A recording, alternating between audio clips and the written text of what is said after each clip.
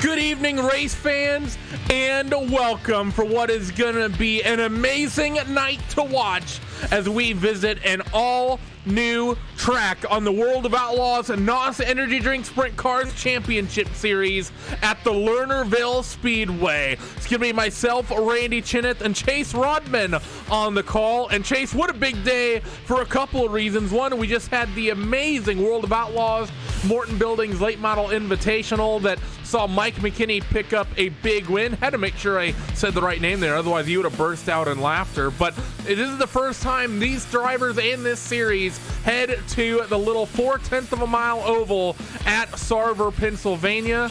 And man, this place is special in the history of sprint car racing. It sure is. It's home to the Silver Cup, and that's one of the biggest events on the World of Outlaws calendar every single year. And the PA Posse, man, this is one of their main places that they come to every single weekend.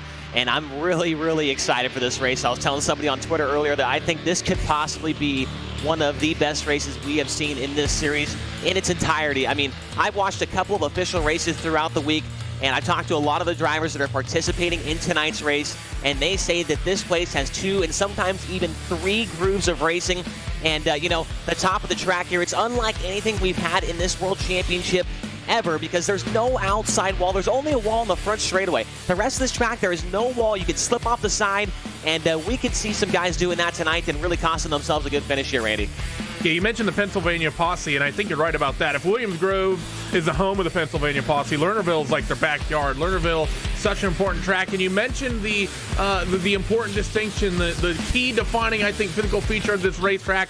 No retaining wall. You can see it on the B-roll footage here. You don't see a retaining wall around about 70% of the lap. It is only the front straightaway in the spectator area, and that's a really big difference here, Chase. It's not uncommon to see some drivers make some mistakes week in, week out when the track gets up against the top side of the racetrack, and maybe you see him accidentally feed a right rear to the outside wall, which doesn't tend to end up helping you out very much. Here, you're not going to be feeding the wall right rear. You're just going to be going over the berm, and what might be a minor mistake at some tracks is probably going to be a race ender here tonight.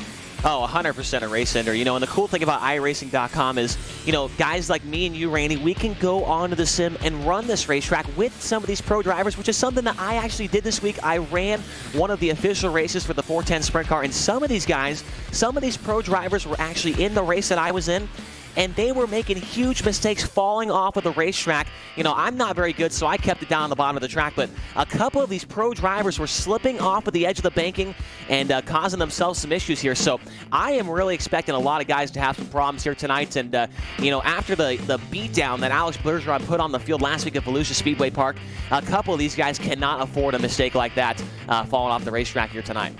Well, you said some of the pro drivers, Chase, weren't doing too well. How did you do? Were you measuring your performance in lap time or in hang time?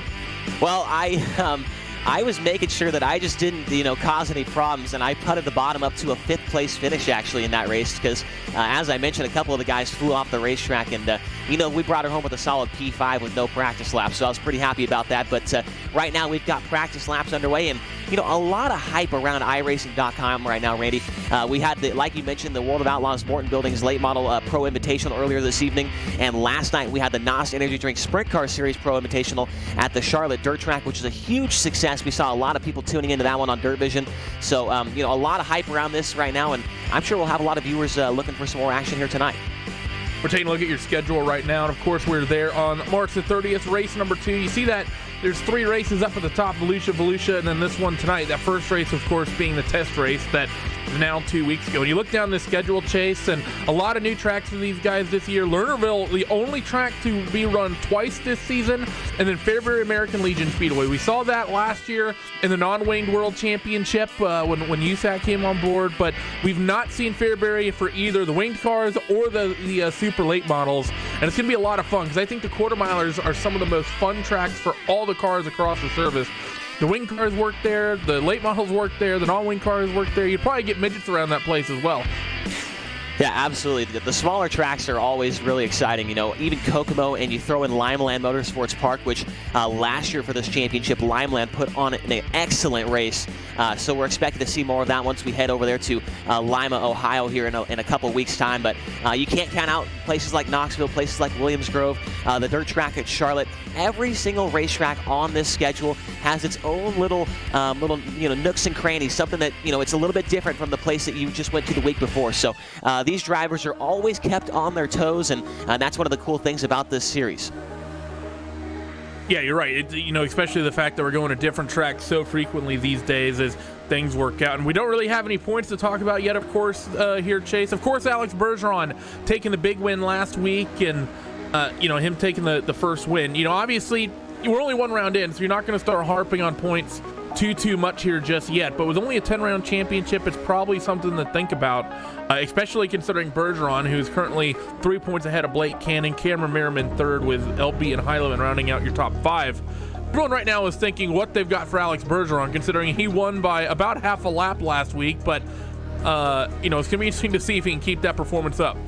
It absolutely is, and a guy that, I thought would be a very good contender last week, Sean Timmerman. He put in an excellent qualifying lap at Volusia Speedway Park. I talked to him. I heard him talking to some other guys that he had some computer issues last week, and he was not able to run the heat race or the feature. And at this moment, Randy, Sean Timmerman at the top of the speed charts here in qualifying, which is underway right now. Actually, it's just about over. We're ready for this heat race to start off here. Yep, the 2-minute window comes to a close. One of the drivers I highlighted, Alex Bergeron, he qualifies somewhere around 20th. That might be 17th, 18th, I'm seeing. So your current points leader and winner from last week qualifying not well, and a driver who had a horrible night last week, Sean Timmerman, he takes quick time here for the second round of the championship. It's going to be the 39 of Chase Cabray, starting on the outside of that front row for heat race number 1. Kendall Tucker and Joe Berkley, they make up row 2 with James Tiernan and Vinny Sansone on row number 3. Alex Bergeron, who I just mentioned, started alongside Justin Thomas on row 4 with the 92X of Mike Keegan rounding out the tail end of the field. Bit of sort of everything in this first heat race, Chase, from week 1. You got guys who had dream nights with the likes of Bergeron, and you have other drivers like Timmerman, who it was a nightmare week 1. Sort of everyone, coming together for heat race number 1. Yeah, it sure is. Timmerman putting in an excellent qualifying lap right there. But, Alex Bergeron, I think that, we talk about it a lot, and everybody says, why do you guys talk about Bergeron so much? He is the guy to beat in this series every single week. He won by 8.5 seconds the first race at Volusia Speedway Park. He starts 7th in this heat race, and I don't think we saw Bergeron one time last season in all 10 races, Randy. I don't think he was in a single last chance showdown. And tonight, he's got to go buy at least 3 cars here to transfer straight to the feature. This might be a tough go-around here for Alex.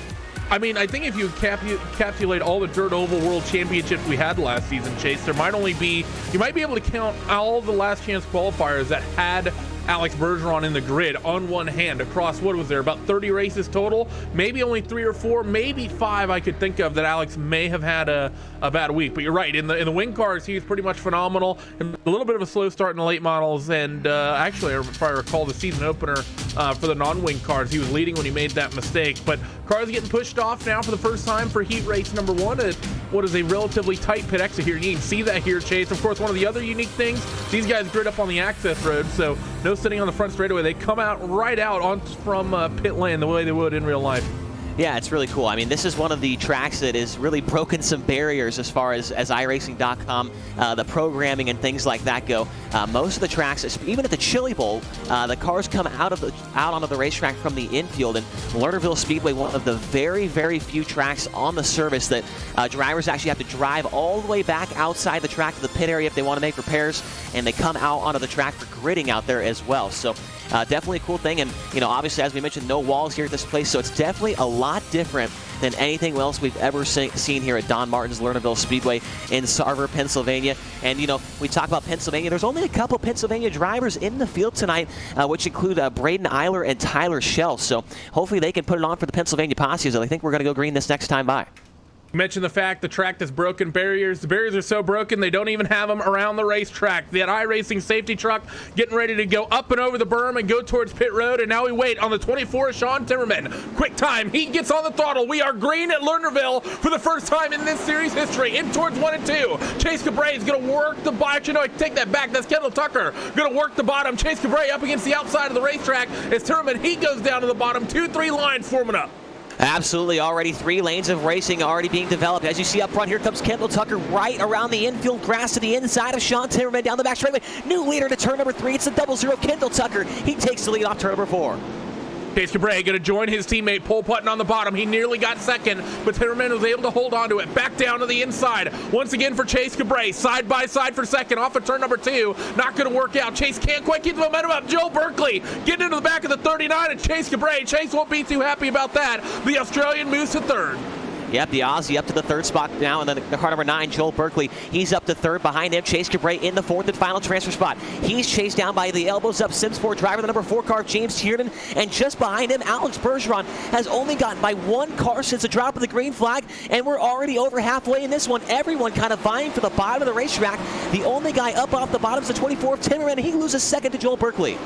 The top side seeming not where you want to be at the moment as Kendall Tucker has opened up a 3/4 of a second lead. Second spot, you have Joel Berkley. Who's that going to be? Chase Cabray gets by Sean Timmerman, and your pole sitter, he's going to get freight trained. Alex Bergeron has got around him. That's going to put Bergeron up into 5th, and he's fighting with James Tiernan for what I think just became a transfer spot. James Tiernan currently sits in the 4th spot with 2 laps to go off of turn 2 and in towards 3. Bergeron trying to get to the 4 as the 4 is fighting with the 39 of Chase Cabray. White flag is being displayed to Kendall Tucker. Can Alex Bergeron put a move on James Tiernan for the final transfer spot? The 12 car might be in his first ever last chance showdown. Here comes Mike Keegan to his outside. Kendall Tucker's going to get the win here. Who's going to transfer off turn number 4? It's going to be at the line. I couldn't even tell you, Randy. They're 3 wide.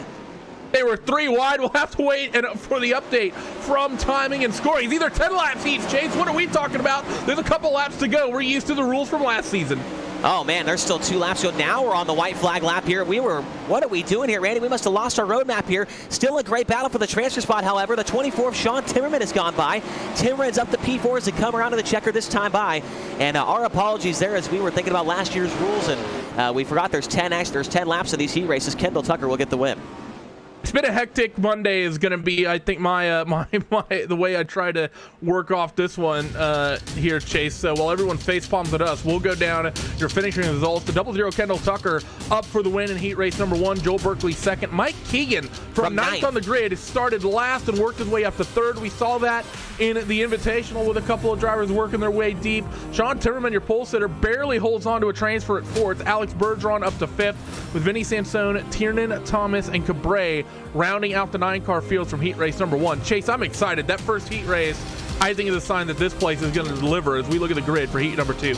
Yeah, absolutely. So thank you, everybody else, for forgiving us for the mistake in the lap there. 10 laps to distance here in these heat races, top 4 transfer. Here's how the lineup for this second heat race. Pair of teammates on the front row with James Edens in the 52 and Rusty Kruger putting in a good lap here. 55 car will start outside row number 1.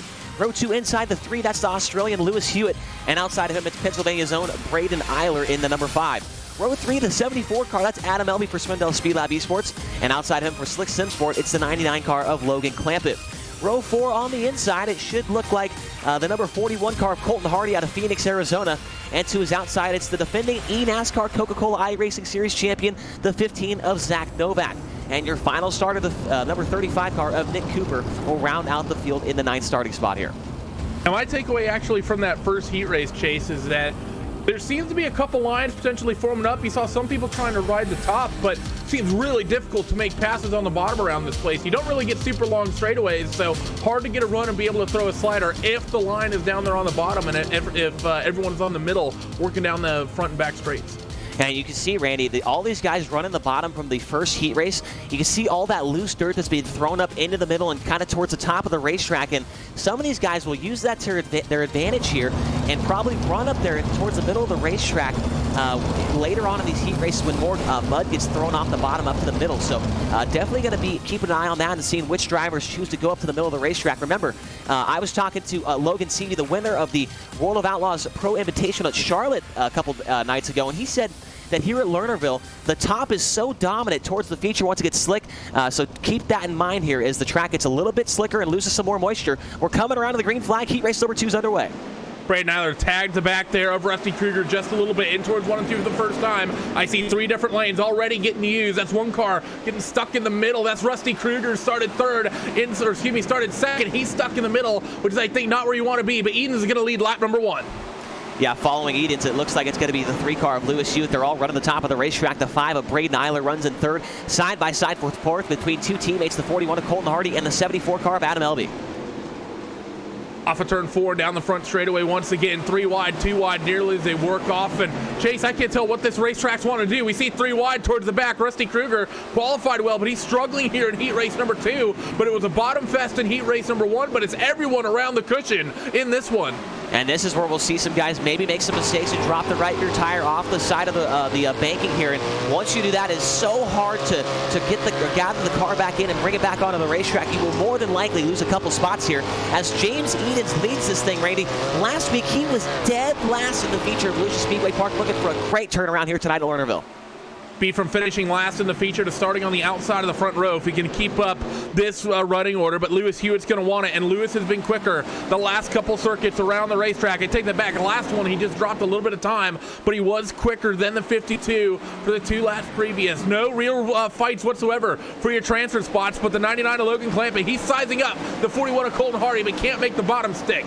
Yeah, Clampett tried the bottom right there. It looks like the bottom might have gone away here quickly, and it takes no time at all for this track to change here. The guys at iRacing.com do a fantastic job of modeling these racetracks, keeping their drivers on their toes here as Clampett nearly drops the right rear off the top of the racetrack in turn 4. We're coming around this time by 2 laps to go for James Edens up front.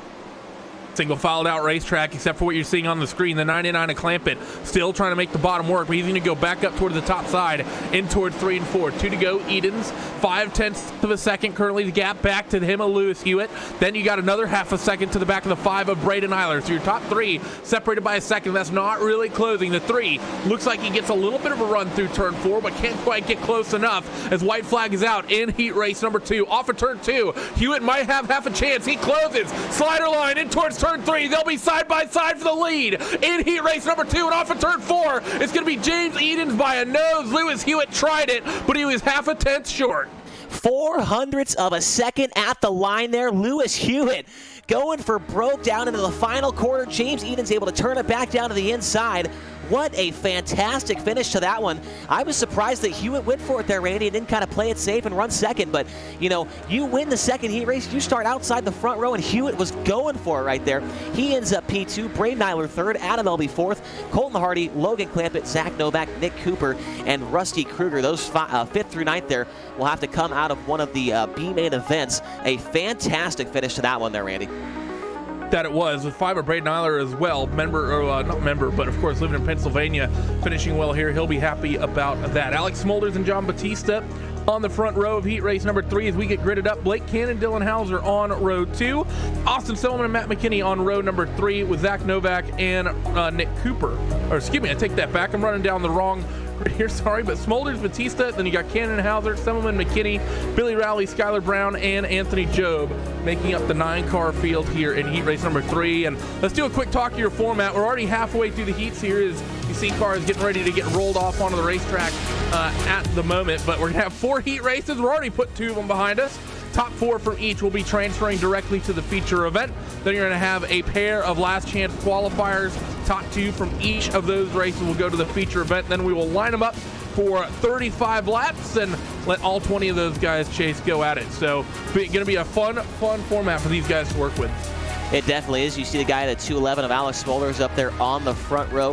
He was very, very good last week at Volusia Speedway Park.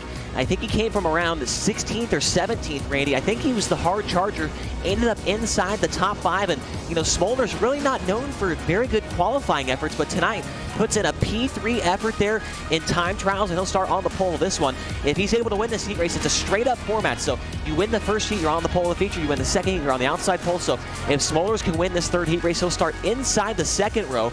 And he always seems to have speed later on in the evening towards the feature event. So good starting spot for Smolders, could pay dividends for a feature win tonight.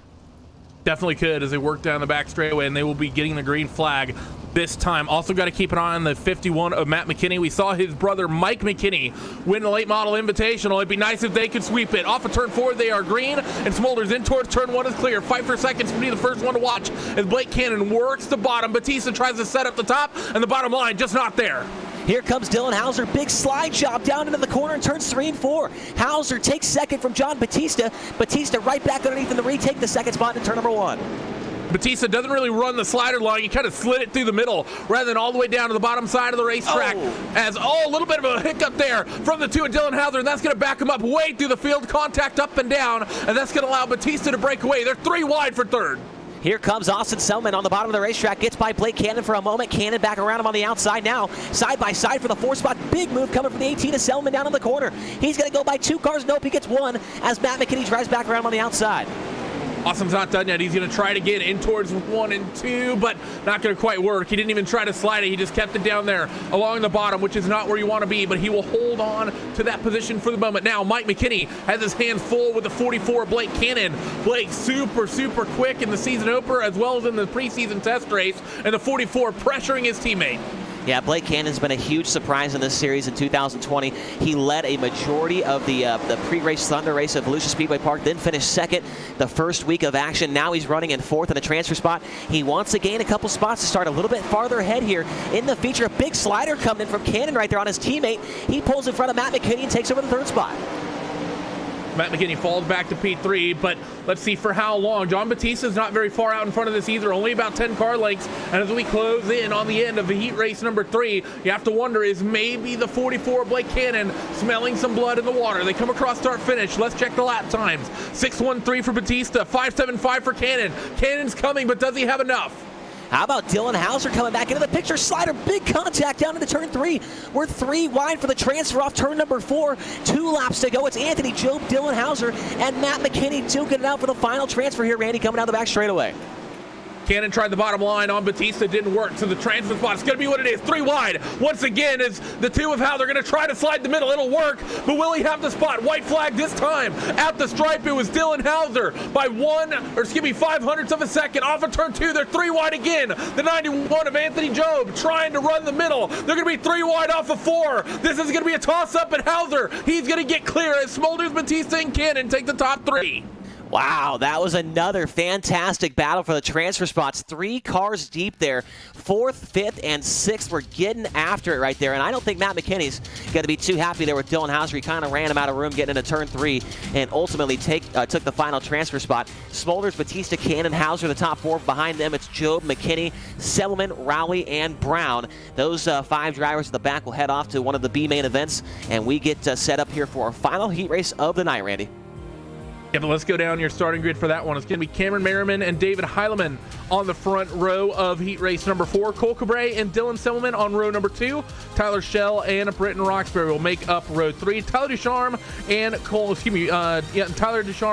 Newhoffen will make up row number 4. Chase, I'm super excited. Honestly, this is some of the best racing. When you were saying at the top of the show that some of the drivers were like, this could be the best racing we've ever seen. This has been fantastic. I thought, yeah, we've seen some good tracks. Knoxville certainly makes for some good racing. But, man, this has really delivered and really lived up to the hype you set for it. I can't believe that nobody's gone off the track yet there, Randy. As I mentioned at the top of the show, I did run a couple of races this week at Lernerville with a couple of these pro drivers, and they were falling off the track left and right, but nobody's really made that mistake. I guess we'll have to wait for the track to get a little bit slicker and get a little shiny out there and not a whole lot of moisture. So no mistakes yet from these guys in these heat races. We still have 1 left to run, and there's still plenty of time for some mistakes. But how about Cameron Merriman? Last week finished 3rd in the feature. He's sitting pretty solid in the point standings, and he puts in a good qualifying effort and will start on the pole this heat race. Yeah, 4th overall in qualifying tonight. You talk about people not making any big mistakes yet, chasing going off. I think we might see that, if anything, in the last chance shootouts. The LCQs, the C and the B main always are big fireworks in this championship, and I think that's where you're going to be most likely to see some cars making contact and someone going over the fence. Yeah, definitely could see something like that happen here as they roll down the backstretch. You see the pace truck. It will hang a right this time. A little bit different here at Lernerville. It heads off to the pit area outside the racetrack. The field is in the hands of Cameron Merriman and David Heileman. Green flags in the air. Merriman's on it. Good start for him. Merriman is going to get clear. Cole Cabrera going to work the bottom on the 49, and David Heilman can't quite slide up in front of him, so they're going to be side by side for second for a moment. Now Cabrera going to have to deal with Dylan Selman, and so as in the inside of the 85 of Tyler Schell, one of the other Pennsylvania drivers we mentioned at the top of the show. He's there. Here comes David Heilman, slide job line on Cameron Merriman. Will he get clear? No, he won't. Yeah, big move there from the 49 of Heilman. He tried to make it work, was not able to get there in time. Now he's at the 71 of Cole Cabrera, putting pressure on him from behind. Now Cabrera looks to the inside down the front straightaway. Oh, a little bit sideways there for the 71, but a slider nonetheless, and he takes over second momentarily. Tyler Schell trying to make advantage of that, but not able to do so. Heilman back to the second spot as Cameron Merriman is loving the fact that these drivers are fighting like this. Now it's Tyler Schell once again trying to set up Cole Cabrera, but can't quite get there. Cole stays to the top, and some drivers moving down to the bottom. That might open the door for Cabrera. Does he try and move? No, he doesn't. Yeah, Cabrera's going to keep that 71 car up on the outside groove there, that Swindell Speed Lab Esports entry. Now he looks to the inside of Heilman at turn one. Big move from Cabrera. He slides in front of Heilman. Heilman's going to turn it back down to the inside and reclaim the second spot entering turn number 3. Heilman has been perfect defending thus far, and Tyler Schell wanting to get on the offensive here on Cole Cabrera. We've seen Cole Cabrera be aggressive, but Schell wants to be the one to be aggressive on him. To the bottom goes that number 85, working that inside line, but can't quite make it stick and can't quite reel in any time on the on the 71 of Cole Cabrera. Off of turn 4 and down the front straightaway. Field starts to single file out as David once again back down to the inside. Cole might have an opportunity off of 2, but inside line starting to come back. Yeah, the Hilo Maniac really likes the bottom down there in turns 1 and 2, and you can see him. He runs about a half car length off the cushion down there in turns 3 and 4 on the exit. So the 49's trying something different, and it's kind of working. He is tracking down the 17 of Cameron Merriman. Merriman's the only heat race leader we've seen so far tonight that really hasn't pulled out to a huge lead. Every other heat race has been, the leader leads by about at least a second, but Merriman really not pulling away as Heilman's keeping him honest here. So tough to call what's about to happen. Everyone is so close here as they work through 3 and 4 and get ready to start the final lap. Merriman 0.3 of a second over Heilman. Heilman few tenths over Cabrera as they work cross start finish. You see Cole Cabrera running the bottom, trying to size up a move here on David Heilman. In the background, Tyler Ducharme and Tyler Schell. They're fighting for the transfer. Ducharme has it at the moment, but he's around. He's the first car to lose the berm. As Cameron Merriman, Heilman, Cabrera, and Schell, they will be your transfers, and it's going to be Semmelman, Newhoffen, Roxbury, and Ducharme coming out of the LCQ. That's the first sort of mistake we've seen there, Chase, but relatively minor one. We didn't see someone go flying or anything like that. He just barely got loose on the top and sort of got nudged over the berm. Yeah, Ducharme went for broke down into the corner. You got to hand it to him, man. He was not in a transfer right there. He had to make it by Tyler Schell. He tried the slider, but kind of misjudged it, and it looked like he ran into the left rear tire of Cole Cabrera, and once you do that, there's nothing you can do. You're going to spin out and go over the banking there. So Ducharme goes from hero to zero in moments there, and he will be at the very back of one of these LCQs coming up right now. Let's go down the starting grid for LCQ number 1, and Chase mentioned it, a man who has not been in too many of these. Alex Bergeron starts in the front row. The outside of him will be the 91 of Anthony Job. Vinny Sansone and Matt McKinney on row number 2. James Tiernan and Austin Semmelman on row 3. Justin Thomas and Billy Rowley will make up the 4th row with the 39 of Chase Cabrera tagging the back of the field. A couple names to watch here, I think, Chase. You have Alex Bergeron, of course. But I think actually that driver starting caboose on the field. Chase was quick in his in his heat race. He just made a mistake, got caught up in some trouble, so now he starts at the very tail end of this last chance shootout. I think Chase could be one to run his way all the way up into a transfer spot here. Yeah, I was watching one of the official races earlier on this evening as these drivers, they try and do practice races throughout the week to get a little bit better at the racetrack, and Chase Cabrera actually won the race that I watched. So the 39 car for Swindell Speed Lab and South Bay Partners, he is definitely going to be on a mission here, but unfortunately, Randy, only 2 drivers transfer in this entire field. We've seen almost all of these guys be in at least one main event in their career, so Cabrera's definitely got his work cut out for him here. Yeah, you're definitely right about that. This is a pretty stacked field, and especially with a couple new drivers. Anthony Job, he's put in some good performances, has the number 91, Mr. Famous, on the front of the rear wing of that machine. You also have Billy Rowley, another newcomer this season in this championship. Both of them are bad fast, and this is one of the most stacked heats we've seen in a while. The 12 of Alex Bergeron in command of the field. He will work in towards 3 and 4. He gets on it. We're green for 12. Yeah, Bergeron gets a good start out front, side by side for second down into the corner between the 91 of Job and the 80 car of Vinny Sansone. Sansone tries the bottom. He likes it down there and pulls away a little bit from Anthony Job and pulls up to the back bumper of Alex Bergeron just a little bit. Bergeron on the top, Sansone down low. Here comes James Tiernan down in the grass right there in 3 and 4, Randy. Sansone tried the bottom. It worked out. Tiernan immediately goes down there, goes to work on that orange number 80 of Vinny Sansone. But look at the top two here, Chase. You got Bergeron ripping the top. You got Sansone ripping the bottom. And no one else has anything. They're 3 wide, 2 deep back there trying to get things figured out. No one can find any room to work with. They're nearly 4 wide through 1 and 2. The 39 of Cabray's on the move here. Randy looks to the inside of 3 cars down into 3 and 4. Chase Cabray, what a drive to the front of the field. 3 wide down the front stretch for the 3rd spot.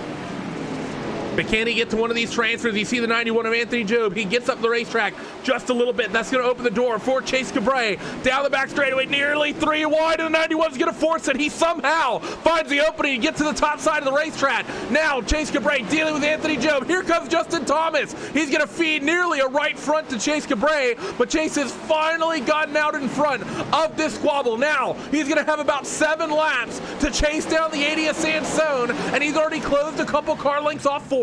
I'm not going to lie to you, when we were on the grid, I didn't think Chase Cabray had a shot in the dark at making the transfer here, but he's got clean air now. He's got nobody trying to challenge from behind. He's going to try and track down Vinny Sansone, a veteran in this series, been in it all 3 seasons that's been around in this iRacing simulation. Cabray ripping the top of the racetrack, and Sansone trying to play it safe through the middle. Cabray a little bit tight on the cushion right there, but it runs it real nice right there. Coming around this time by 4 laps to go, and he's tracking him down.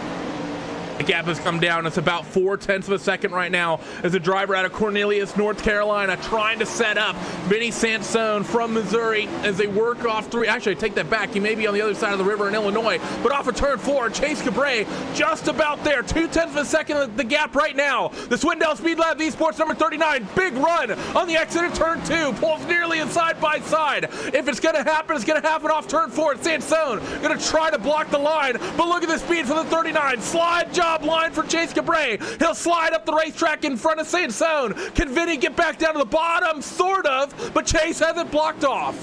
Yeah, great move there by Cabray to block the line from Sansone, and that might be all she wrote there as the 80 car now falls back to the 3rd spot. He'll drive it deep into turns 1 and 2. Back to the bottom goes the 80 of Sansone, but Cabray will power away down the backstretch off the cushion.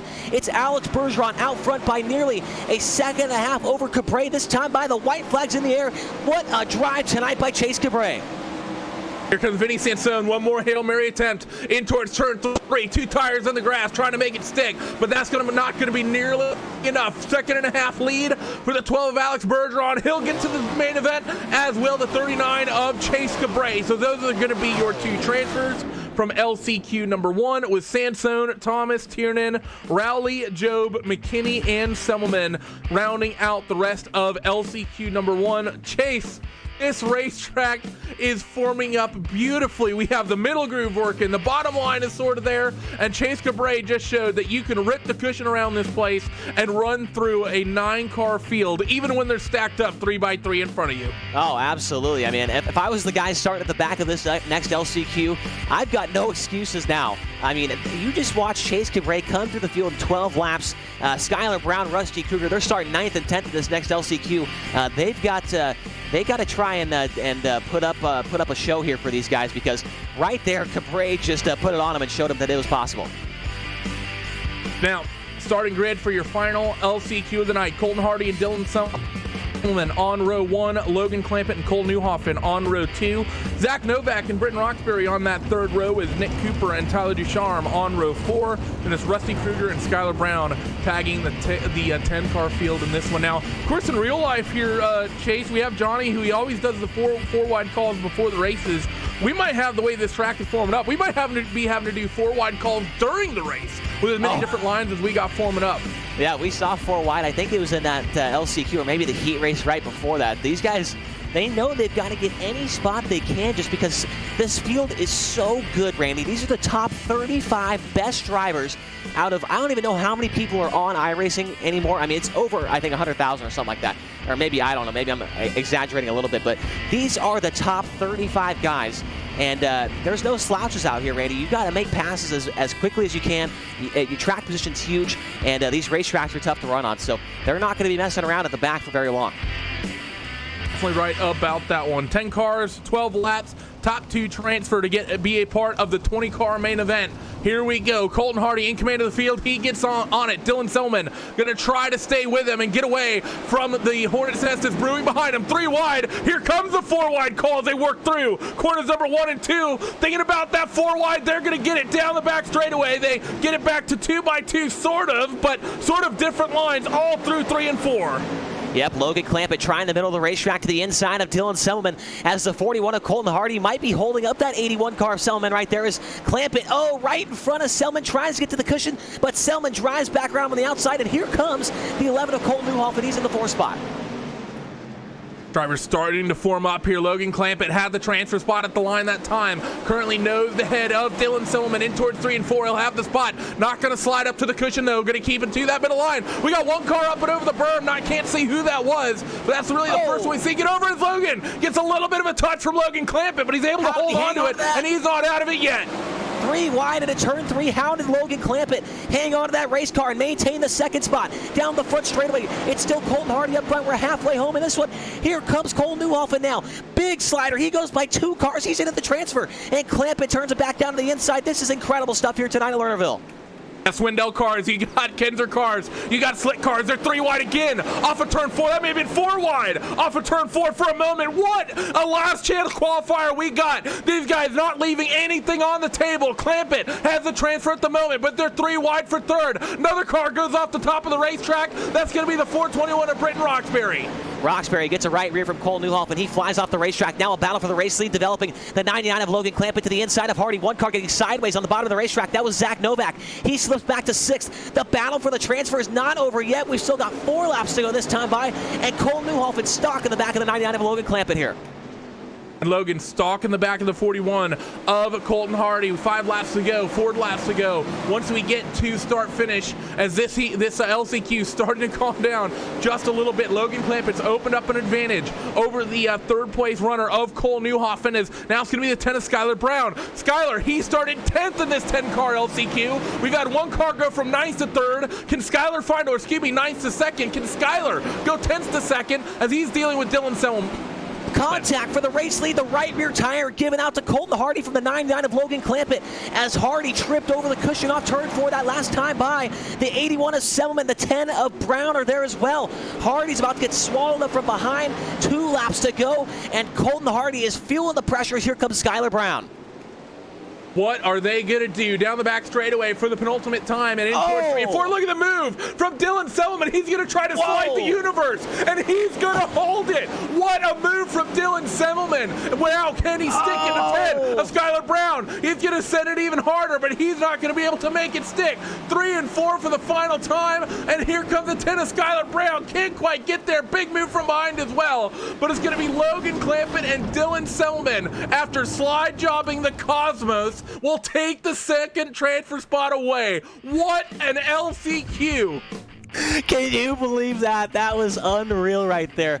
That was some of the most incredible race that I've ever seen in this series right there. Logan Clampett wins it over Dylan Selman. Those 2 are heading to the feature.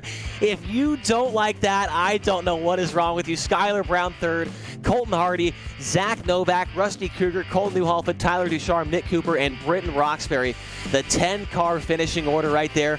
And we are ready for the 35-lap main event after a 5-minute warm-up session, Randy. This is going to be incredible. Are we ready? I'm not sure if I'm ready. This was... I don't know if my spaghetti is ready for what we're about to see, but we are going to step aside for just a moment. I don't know if you can tell, but we need to catch our breaths because this is going to be one of the best 35-lap features I think we've ever seen on RaceSpot TV. So do not go away, regardless of where you're watching. If you're watching on the iRacing YouTube channel, on Twitch, on Facebook, if you're on Dirt Vision, stick around. We'll be back in about 90 seconds, and we'll bring you the 35-lap main event here tonight. Looking for a move around the outside. They go toe to toe for the feature race lead here on the last lap of the race. Side by side for the race lead in the final corner at Homestead. Down the back straightaway, 3 wide again for the race lead. This is unbelievable stuff here tonight. The Loma is going to have to be very deep on the brakes, and he is very deep on the brakes. It's side by side through the corner. This is for the win. It'll be side by side. Davies low, Ottinger high. To the very inside is Garrett Lowe. 4 wide at the stripe.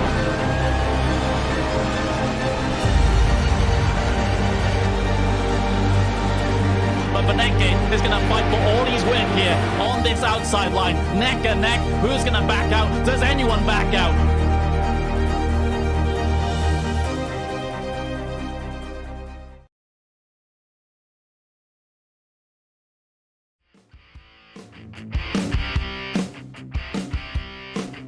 Welcome back for your World of Outlaws NOS Energy Drink Sprint Cars iRacing Championship Series. And I don't know what you people have to do. Do you have to, if you're thirsty, go get something to drink. If you're hungry, get yourself something to eat real quick. Use the bathroom, whatever it is. You do not want to step away during this feature race, because this has been the best racetrack I've ever seen in one of these world championship competitions, and that's saying something, because there were some racy racetracks last season. Chase, I don't know what we're about to see, but it's going to be awesome.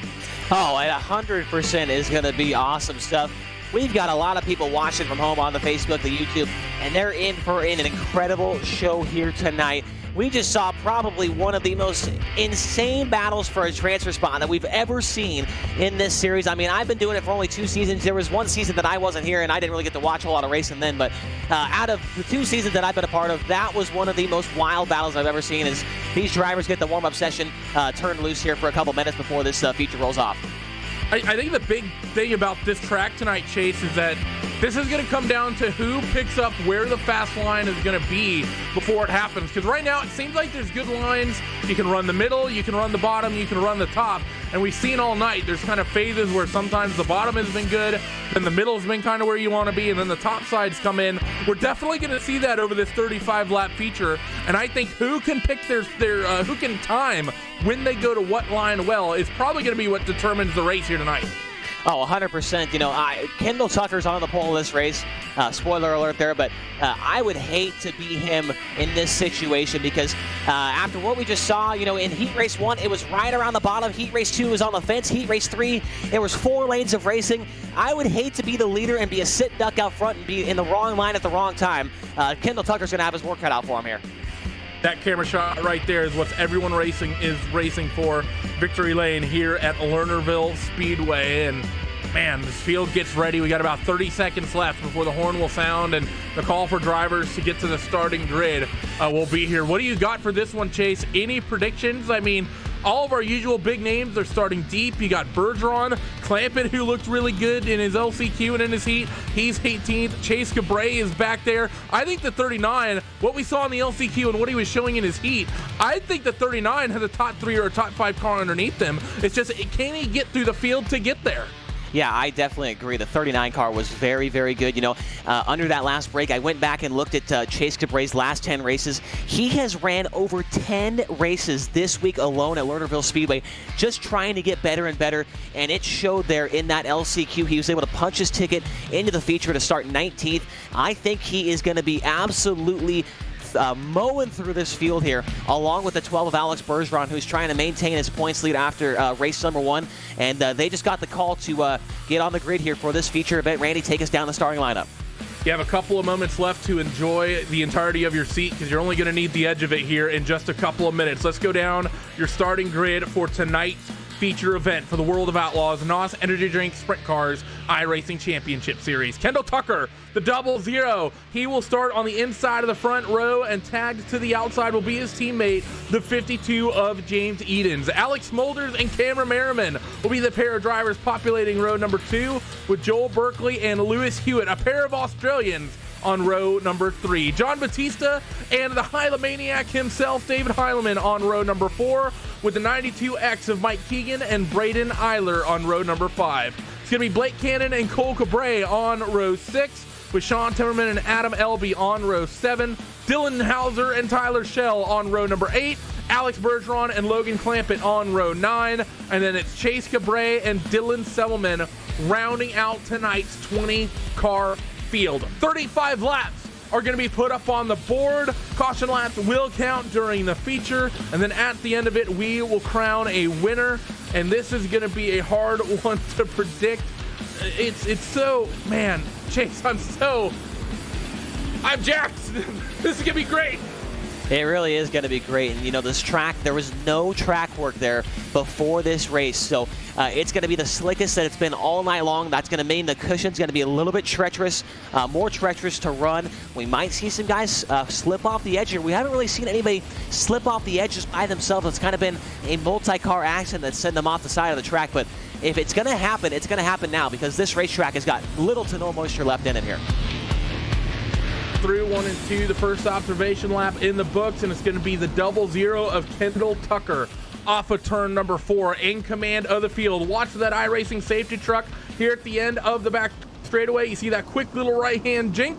It'll now jump up and over the berm and in towards pit road. Here we go. Kendall Tucker gets on it. We are green for 35 here at Lernerville. Down the front straightaway, in towards 1 and 2. Where are people going to go? Tucker, he's going to rip the bottom. Here comes Edens. He tries the middle, and he's going to have the lead over his teammate. Now Tucker's going to drive it in deep slide up in front of the 52 of Edens. Kendall Tucker will lead lap 1. He's almost into the wall right there. Edens back down to the inside. He'll retake the lead at turn 1. Look at the 17 of Cameron Merriman way up on the top of the racetrack in the 3rd spot. Top 2 scissoring. One time they'll go to the top. Next line they're in the bottom, and they are trading lines as they work through nearly 3 wide. You see the 9 of Joe Berkley. He's trying to run the bottom as they work through. Down the front straightaway, Tucker falls back to 3rd. Cameron Merriman, he's up top, and he's looking quick, nearly by Kendall Tucker, but not enough, as the drive off the bottom seems really good right now for the 0-0. What a turnaround of events this could be for the 52 of James Edens. Last week finished dead last in the feature. Tonight he's leading it as the caution comes down. It looks like John Batista has gone around in the 54 car. He was running 9th at the time, and there it is right there, Randy. We go back and watch the replay. The 54 has done what we've been talking about all night long. He gets that right rear over the berm or over the banking there and just slips out from under him, and he spins out and brings out the caution here on lap number 4. This happens down in towards 3 and 4, so you're going to see the number 54 here of John Batista just get a little too aggressive up top, and there it is. Just, you know, that one little mistake.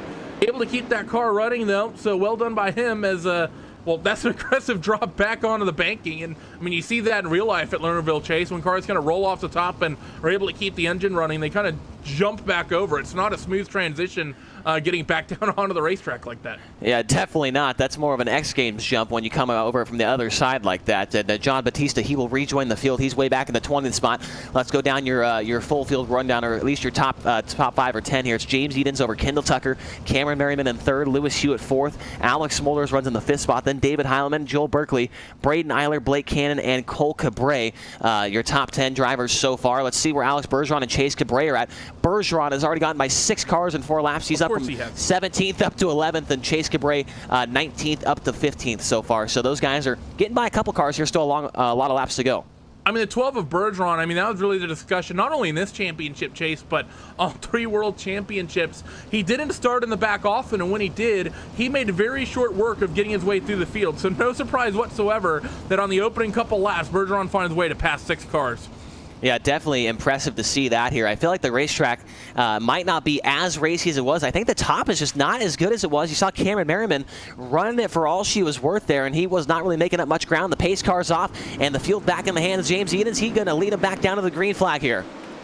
Let's see what are people going to do this time. Down towards the bottom, go to your top 2. It's going to be Cameron Merriman, the first one, up against the cushion, in towards 3 and 4 now, and everyone really single filed out. You're not getting the big, crazy 3 wides, 4 wides like we were earlier due to the single file restart, but 3 wide. See Alex Smolders with his hands full. They're going to keep it that way just about in towards 1 and 2, but Smolders in the 211. He had the 9 to his left and the 49 to his right, and they both blew right past him. Yep, the 49 of David Heilman. No surprise to see him coming to the front of the field. He's up to P5 now. That driver finished 3rd in last year's World of Outlaws NOS Energy Drink iRacing Pro Series Championship standings, and he won the USAC Pro Championship standings as well. He's coming to the front of the field. Now his teammate, the 9 car of Joel Berkley, will peek to the inside for that 5th spot. Almost 3 wide. Here comes the 3 of Lewis Hewitt now. A 3-car battle for 4th. Not leaving anything between the 3 of them, and they're nearly 3 wide once again through 1 and 2. Matter of fact, they'll beat 3 wide down this back straightaway. They'll get it back to 1 by 2. You see the 9 of Joel Berkley tries the bottom groove as Heilman went up towards the top. David Heilman's going to lose a spot to the 9 of Joel Berkley. Berkley's keeping that left front tire down in the grass in the infield right there, and it's working for him right now. He's the only guy really that low on the racetrack. You see James Eden's up front. He's about a car length or so off the cushion. He's got the 00 Kendall Tucker following in his footsteps, and then Cameron Merriman's right up on the cushion right there. He nearly trips off the edge right there. When does he make the move on Kendall Tucker for second? Asking me the question, all these guys really fighting for second. It really is one big group of cars. As the 9 of Joel Berkley still trying to work on the 3 of Lewis Berkley's Hewitt. rolling. Merriman. Yeah, he is. That bottom line is really working for him at the moment. But here comes the 49 of David Heilman. But look at the momentum that Berkley can get. Yes. He's into the 17 as the 17 car. A little bit of lap traffic getting out. Excuse me, no, it's not. It's Cameron Merriman. A little bit of contact coming in here as the 9 is hooked up the bottom. And now he's going to throw it. But no, he won't get there on Tucker as we're going to have a yellow. Dude, Joel Berkley, right before that caution came out, Randy, he was 2/10 faster than your race leader, James Eden. So Berkley is definitely got something figured out. He's the only guy down there, and he is absolutely operating as the caution has come out for Blake Cannon, who is once again, we've had a driver slipped off of the other racetrack and brings out the caution. Yep, so this time it's the 44, a driver who was so good last week and just made that mistake, barely tucked the right rear tire up and over the berm. We'll get a replay of it now here. You see the 2 of Dylan Howther, the 12 of Alex Bergeron. This may have been the previous lap, or as he's going to slide up. It's not this lap just yet, but I think the next trip around the racetrack happens down in towards 3 and 4. You see intense racing. I think he's finally able to sort of start to almost open up a gap to what's behind him here, Chase, and it's going to lead to the mistake you're about to see here in a moment. It should be right here, just a little bit too wide, and around she goes. Yeah, Blake Cannon, unfortunate as he was racing there with Alex Bergeron. Those were your 1-2 finishers last week at Volusia Speedway Park, with Bergeron picking up the win and Cannon ended up second. So Cannon was sitting pretty solid on the points after week 1, but tonight he will be relegated outside the top 10 at least, as he's running currently in 16th after that accident right there. It's James Edens, Kendall Tucker, Joel Berkley now up to the 3rd spot. Then Cameron Merriman, Lewis Hewitt the top 5. David Heilman, Alex Smolders, Cole Cabre, Alex Bergeron from 17th to 9th, and Dylan Hauser from 15th up to 10th currently. Chase with the top 10 rundown. A couple big movers in there. Bergeron right now, I believe, is the biggest at 17th to 9th. He's up 8. A couple drivers have moved the wrong way down the running order. John Batista's back to 19th. Keegan's all the way back to 20th. What about the 39 of Chase Cabre? He's up 6. Said he had a fast race car as well. Safety truck back down on towards pit road. As you see the lights starting to come on, we are back to green here at Lernerville.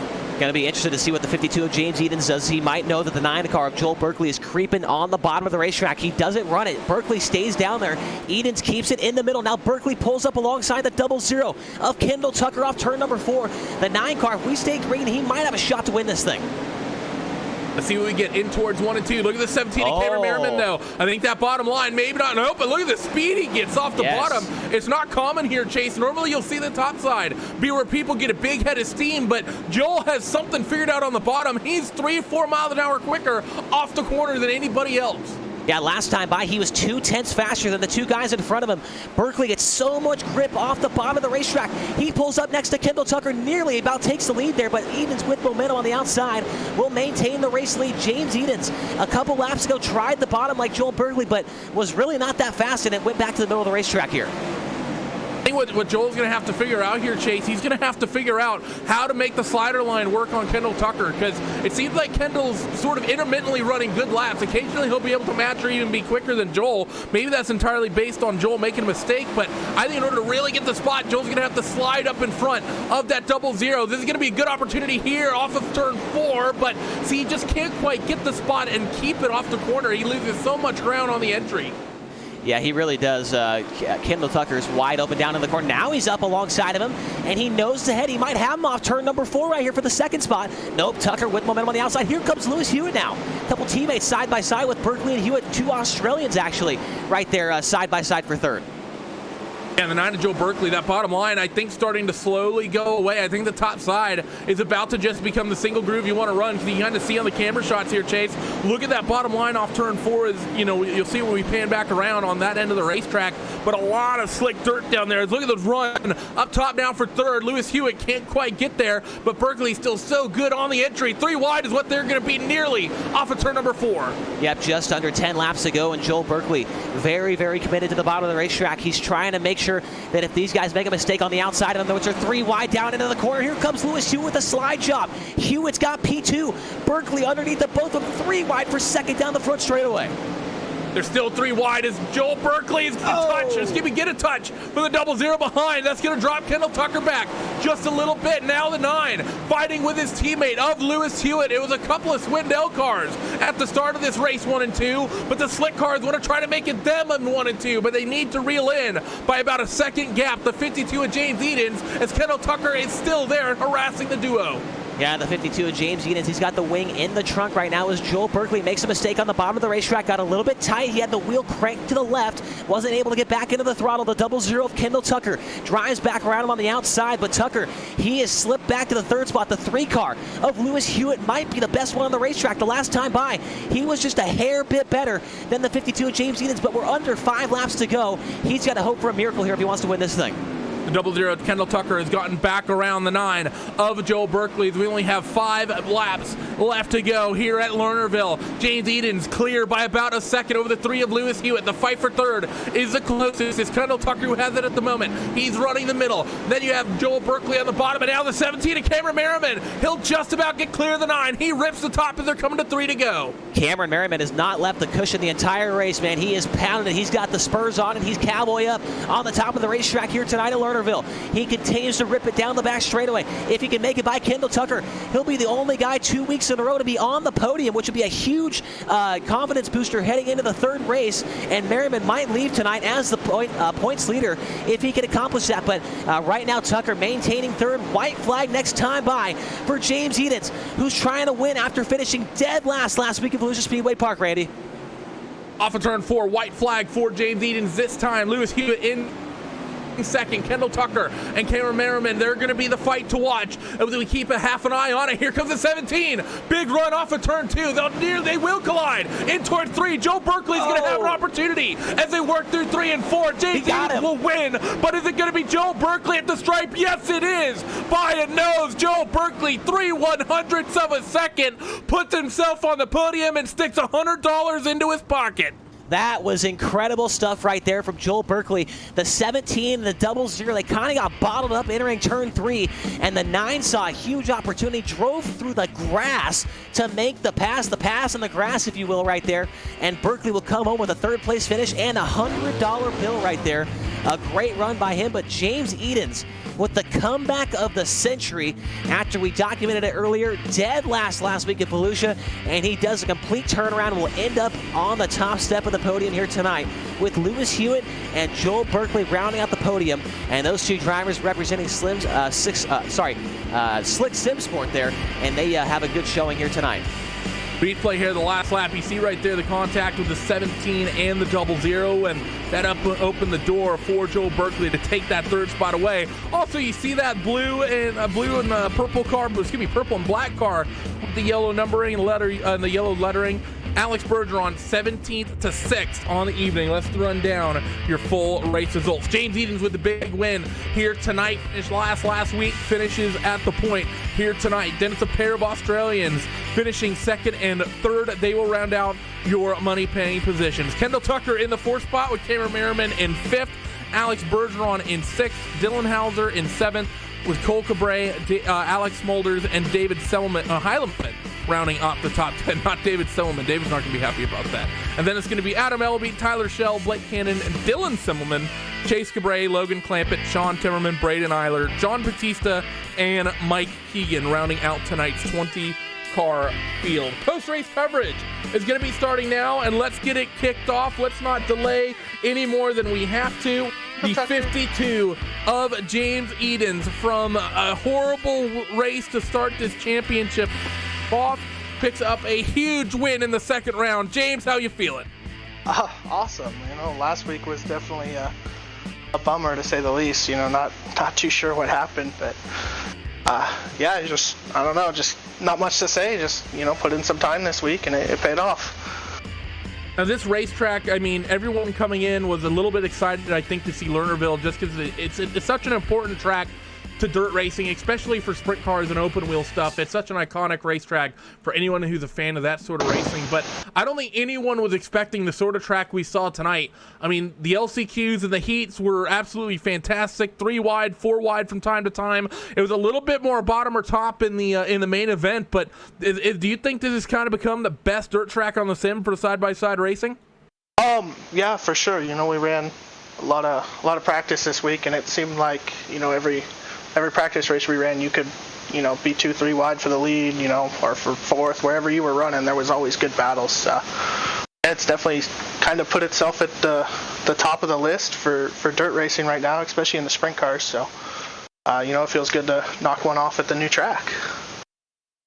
Now as we get ready, we move in towards the third round of the championship, a track we've seen in the non-wing sprint cars but never gone there with the wings on them. What do you think we're going to see at Fowles? First time we've been to that quick quarter miler. Yeah, I mean, it's going to be quick. There's going to be some chaos for sure. Hopefully we can get the tiller out there a little bit so we're not all just, bouncing off the wall, because, that place is faster on the wall. So it'll be interesting to see what happens. Hopefully we get another good track like we had this week.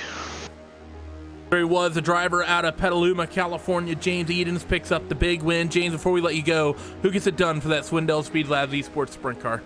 Just got to thank Speed Lab, Bell Helmets, K1 Race Gear, Racing Electronics, HMS Motorsport, South Bay Partners, and just all the little supporters over there that, let us have some fun and run out here with the big boys.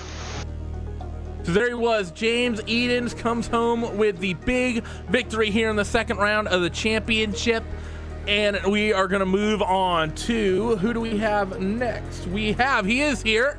Chase Rodman, you're stood by with tonight's second place finisher, the first of the Australians, Lewis Hewitt. Yeah, Lewis, fantastic run for you tonight, man. As far as I'm concerned, this is the first time we've interviewed you on the podium, man. So a great run for you tonight. It seemed like you were really committed to the top of the racetrack there.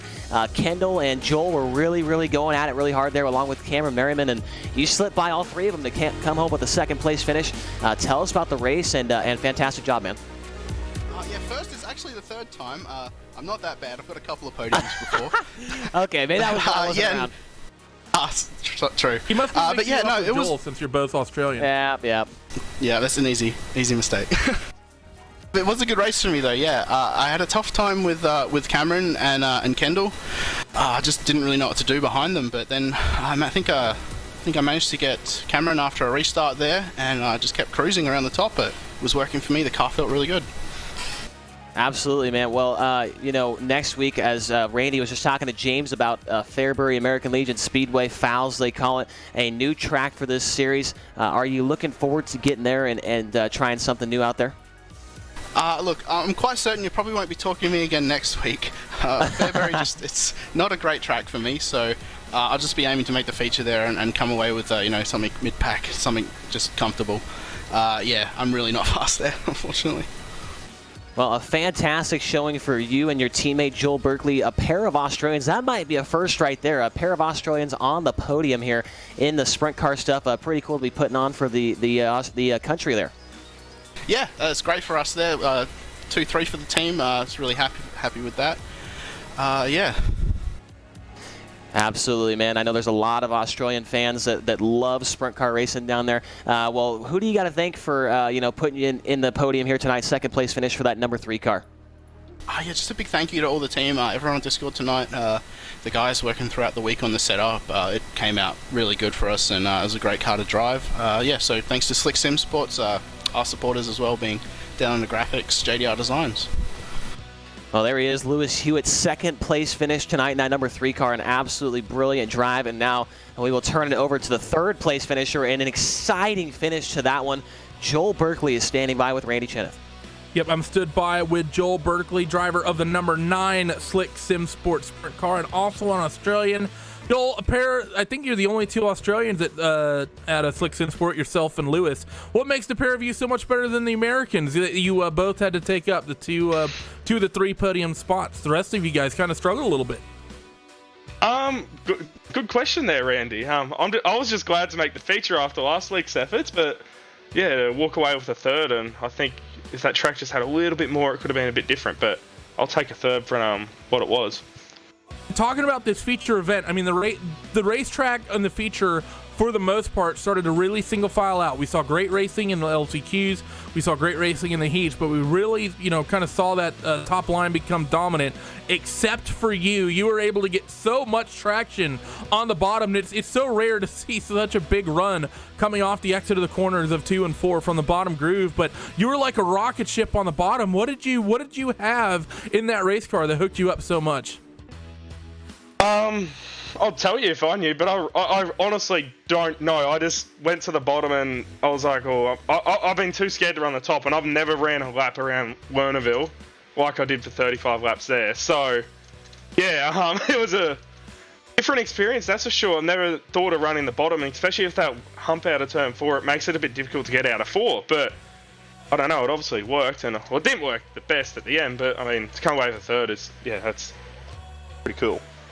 Well, it was definitely working for a period. You were the quickest race car on the racetrack for a while. But, Joel, congratulations on the big third-place finish. I know that's going to feel really good, especially knowing that you did it different than anyone else managed to do it. Who gets it done for that number 9 sprint car? Yeah, well, I've got to try and not I can't run the top, can I, Randy? So I've got to run the bottom at least. Yeah, that's true. Yeah, you finally admit it. Oh, well, at times, come on. I'll have to learn how to do it next week. But massive thanks to the guys at Slick Simsport, everyone that puts in time here, everyone that helps out, JD, everyone that spots JD led, he gave me a spot on the feature, Colton, everyone else is there to help out. It's a group effort to get where we are, and yeah, massive thanks to them, and JDR Graphics down to graphics, and yeah, I think that's it, and yeah, we're looking for sponsors if anyone wants to come on board. There he is, driver of the number 9, Joel Berkley, comes away with a big third-place finish. Next in line, your pole sitter, 00 of Kendall Tucker. He stood by with Mr. Rodman. Well, Kendall, a fourth-place run after starting on the pole there for this one. You're a newcomer to the Sprint Car Series. Had a decent run last week, and now a top 5 finish here at Lernerville tonight. Your car looked pretty good there, but kind of towards the end, it looks like it might have faded out a little bit there. Yeah, just the car just wasn't really the way I wanted it tonight. I kept trying the top and was trying the middle, and just never really just come around to my liking tonight. But after last week, just had some bad luck. Just kind of got wrecked right there, and that was a bad start to the season. So I just was really looking for a top 5 run tonight, and starting on the pole would have really liked to have won it, but just missed it on the setup a little bit. So we'll see if we can get her dialed in for next week, and we'll try and get another top 5 or maybe even a win. Tell us about that last corner there. Joel Berkley, he drove through the grass to throw a slider on you, and you nearly crossed him up and took the third spot. Just kind of I don't know if annoying is the right word, or kind of just like, dang it, like you almost had a third, which gives you $100. But an incredible finish there. Take us through that part, that little last corner action there from your point of view. Yeah, I really didn't know that he was down there. It just kind of surprised me. I tried to go for the crossover, and he just barely got me at the line. But I just really would have liked to have got that $100. But the big picture is that 10,000. So we're gonna see if we can keep clicking off these top 5s like we did in the late model series. Hopefully a win will come around. Just glad we was able to be up front for once. We'll see if we can build off this and do better next week. Well, you heard him talk about the late model series, ladies and gentlemen. This guy finished second last year in the points for the World of Outlaws Morton Buildings late model series on iRacing.com. Kendall, who do you got to thank for some of the sponsors on your car tonight? Yeah, just all my guys over at Swindell Speed Lab. I got to thank Kevin for everything he does for us, and I got to thank Bell Helmets, K1 Race Gear, South Bay Partners, Racing Electronics, HMS Motorsports, everybody that's come on board for the 2020 season. So, we'll try and get them next week to all the guys at iRacing and World of Outlaws, and all the fans out there. Hopefully it was a race to watch. So we'll be back next week and see if we can get a couple spots better. Kendall Tucker ends up 4th here tonight, and our final interview of the night, the only guy, I just checked last week's results, the only guy that's been in the top 5 for both races so far this season is Cameron Merriman, and he's now with Randy. I was actually just looking at that, and Cameron, doing a little bit of math here, you're one of the newer drivers in the championship, new to this roster, this lineup of drivers in this championship this season. 3rd place last week, like Chase just mentioned, and the big top 5 today. Honestly, looking at the from top to bottom on the running results, you might be our points leader as we come away from. Actually, no, I take that back. Bergeron 6 might have it, but you're definitely forming up to be a championship favorite here in your rookie season. How does that feel? That's pretty cool. I think it's probably likely a lot due to the fact that I've really enjoyed both tracks that we've been at, Volusia, Lernerville. I spent, I don't know, countless hours this week under the COVID lockdown trying to get some laps here and understand the top. And I'm not going to let that get to my head. Felt a little frustrated tonight. Think I could have had 2 consecutive top 3s. Everything went well, and the last lap was kind of a bungle of sorts. Felt like I got robbed on the last corner, but a little bit of frustration there. But of course, coming out of 2 weeks with 2 top 5s is really cool. And I'm just going to keep plugging next week's Fairbury. So who knows what that place has in store. You mentioned learning to run the top here, and of course the big talking point is that there's no outside wall. Chase and I, that's about the 10,000th time Chase or I have mentioned the fact that there's no wall out there. How different is it trying to learn how to run the top at this place? Because of course it's not just the fact that, you know, there's not a wall to catch you should you get a little bit wide, or I say catch in the kindest of terms, but you know, how different is it with not having the reference point that an outside wall normally gives you to hit the cushion? Sure, it's an incredibly unique learning experience. I think that one of the best ways to learn in iRacing, given that it's a simulation, is that you don't have to push yourself to the edge to learn a certain technique. Here it might be running the top and ripping the cushion. You don't have to, say in a real car, you'd have to be a little conservative and learn the top because you don't want to junk your car, but I can put myself in a practice sim and end up with 60 contact points because I can push beyond the edge.